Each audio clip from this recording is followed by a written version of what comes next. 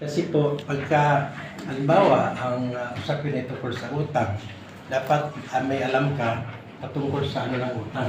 So, napakatalaga po nito. So, marami po itong kaso, depende sa kaso.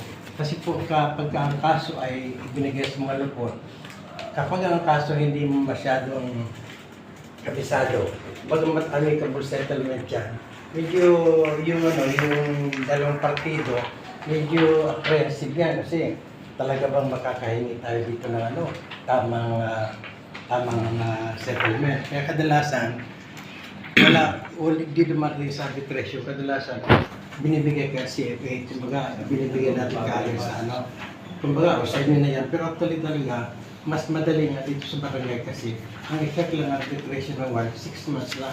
Samantalang pag nilagay mo sa estado, matagal, hindi mo alam. So sabi ko dito, such agreement to arbitrate may be repudiated within 5 days. Yung repudiated po, ibig sabihin yung hindi ka sang-ayon. Na halimbawa, within 5 days, pinapirma natin sila. Pero nagbago isip nila. Kasi sa kanilang pananaw, mukhang hindi favorable sa kanila. So within 5 days lang po, pwede gawin yun. Pero pagka magpas ka ng 5 days, tuloy na po yung proceeding. Ang sabi ko dito, within 5 days from the date thereof, from the same grounds, and in accordance with the procedure hereinafter described, the arbitration award shall be made after the lapse of the period for repudiation and within 10 days thereafter. So, sabi, meron pa namang time na talaga. Diba? Kumbaga, ang bawat isa naman, malaya naman sila.